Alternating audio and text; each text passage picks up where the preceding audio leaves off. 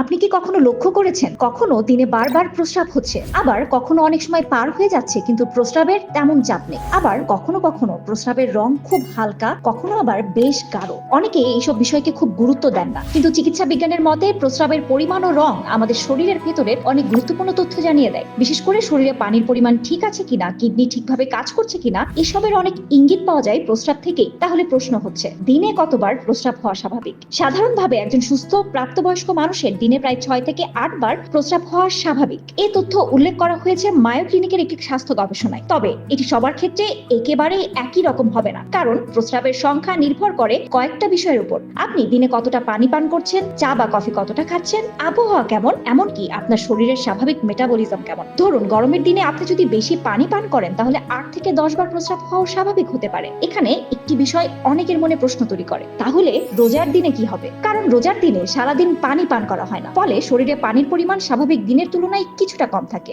এই কারণে রোজার দিনে প্রস্রাবের সংখ্যাও সাধারণত কমে যেতে পারে। সাধারণভাবে দেখা যায় রোজার দিনে 4 থেকে 6 বার প্রস্রাব হওয়া স্বাভাবিক হতে পারে, কারণ শরীর তখন পানি সাশ্রয় করে ব্যবহার করার চেষ্টা করে। তবে ইফতার ও সেহরির সময় যদি পর্যাপ্ত পানি পান করা হয় তাহলে প্রস্রাবের সংখ্যা আবার স্বাভাবিকের কাছাকাছিও থাকতে পারে। বিশেষজ্ঞরা কি বলছেন? বিশেষজ্ঞরা বলছেন রোজার সময় শরীরকে সুস্থ রাখতে ইফতার থেকে সেহরি পর্যন্ত অন্তত 6 থেকে 8 গ্লাস পানি পান করা প্রয়োজন। এবার আসা যাক প্রস্রাবের রঙের বিষয়ে। চিকিৎসকদের মতে প্রস্রাবের রং আমাদের শরীরের পানির ভারসাম্য বোঝার একটি সহজ উপায়। সাধারণভাবে হালকা ফ্যাকাশে হলুদ রঙের প্রস্রাব সবচেয়ে স্বাভাবিক ধরা হয়। এই রঙের কারণ হলো একটি প্রাকৃতিক উপাদান ইউরোক্রোম, যা শরীরের ভেতর তৈরি হয় এবং প্রস্রাবের মাধ্যমে বের হয়ে যায়। এই রং দেখলে সাধারণত বোঝা যায় না যে শরীরে পানির পরিমাণ ঠিক আছে কিনা। যদি প্রস্রাব প্রায় স্বচ্ছ বা একেবারে পানির মতো পরিষ্কার হয় তাহলে বুঝতে হবে আপনি হয়তো প্রয়োজনের চেয়ে বেশি পানি পান করছেন। অন্যদিকে যদি প্রস্রাবের রং গাঢ় হলুদ হয় তাহলে সেটি সাধারণত শরীরে পানির ঘাটতির লক্ষণ। এই অবস্থায় শরীর আসলে একটি সহজ বার্তা দিচ্ছে, আপনাকে আরো বেশি পানি পান করতে হবে। এই বিষয়টি নিয়ে তথ্য দিয়েছেন যুক্তরাষ্ট্রের national institute of diabetes and digestive and kidney diseases. কিছু ক্ষেত্রে প্রস্রাবের রং